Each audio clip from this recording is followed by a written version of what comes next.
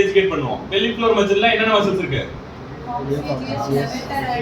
காசிஜியஸ், லிவேட்டர் ஆனி, அதுக்கு அப்புறம் ஆப்ரேட்டர் இன்டர்னஸ். இது எல்லாமே எப்படி வந்து ரீஎஜுகேட் பண்ணுவோம்? எப்படி பெல்விக் ஃப்ளோர் ஸ்ட்ரெங்தனிங் பண்ணுவோம்? பிரிட்ஜிங் பண்ணலாம். அப்புறமா சிங்கிள் லெக் பிரிட்ஜிங் பண்ணலாம். அதுக்கு அப்புறமா லோவர் லிம்ப்ல போஸ்டரல் ஸ்வே கொடுக்கலாம்.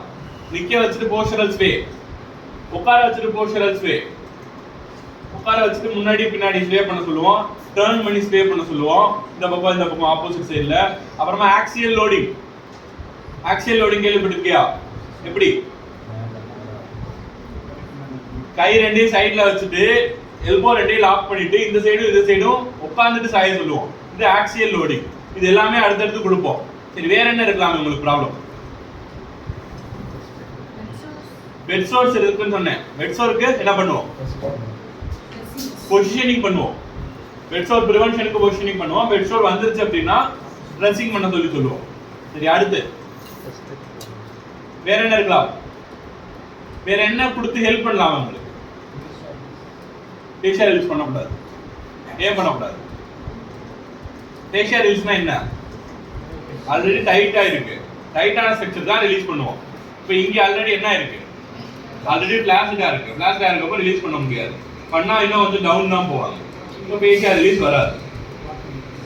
வாக்கிங் எய்ட்ஸ் கொடுக்கலாம். என்ன மாதிரி? வாக்கர் மட்டும் கொடுத்தா நடந்துருவாங்களா? வேற என்ன கொடுப்போம்? HKAFO, KAFO கேள்விப்பட்டது இல்லையா? ஹிப் நீ angle food orthosis. HKAFO. KAFO னா நீ ஆங்கிள் ஃபுட் ஆர்த்தோசிஸ். AFO னா ஆங்கிள் ஃபுட் ஆர்த்தோசிஸ். FO னா ஃபுட் ஆர்த்தோசிஸ். இந்த எல்லா ஆர்த்தோசிஸ்மே இங்க இருந்து இருக்கும். ஹிப் ஆங்கிள்னா ஹிப்ல இருந்து இருக்கும். இது ரெண்டுமே கம்பைன் ஆன மாதிரி இருக்கு. சிங்கிள் சைடு இருக்கு. நீ KAFO னா நீக்கு மேல அபவ் நீ இருக்கு, பிலோ நீ இருக்கு, அட் தி நீலே இருக்கு.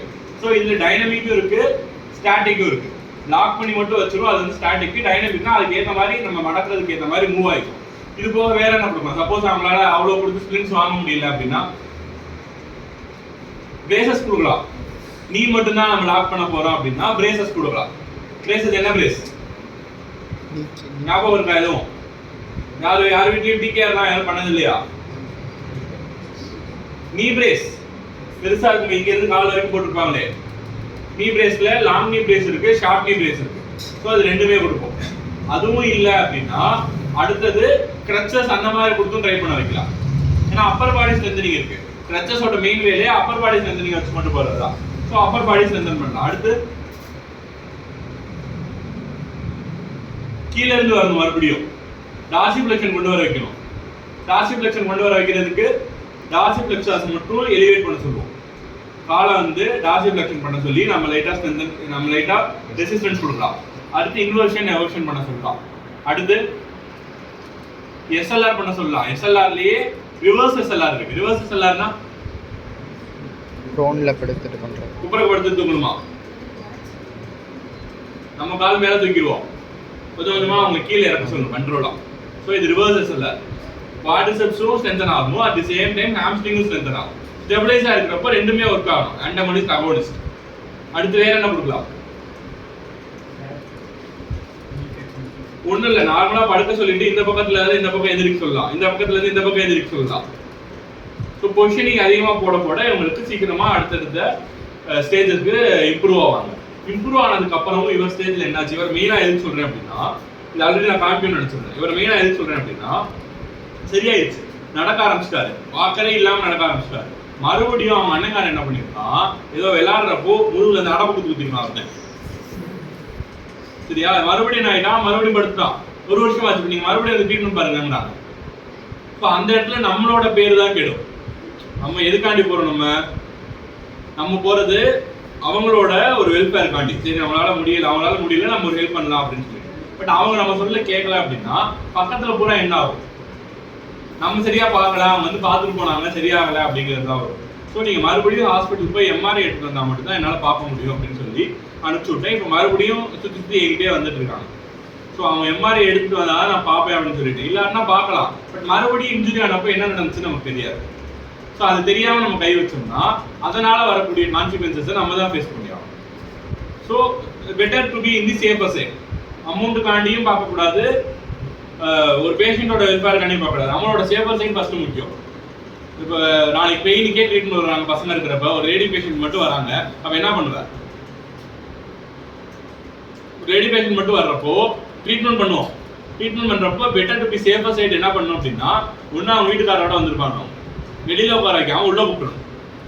இல்லை நம்மளே கூட யாராவது இன்னொரு அட்டெண்டர் வந்திருப்பாங்க, இல்லை இன்னொரு பேஷண்ட் இருக்கும், அவங்கள பேச்சுவாங்கள அப்படியே உள்ள கூப்பிட்டு போயிடணும். இதுக்கு தான் பண்ணுறவங்களே தெரியக்கூடாது. நாளைக்கு நம்மளை வச்சு அங்கே வேற எந்த இஷ்யூஸும் வரக்கூடாது.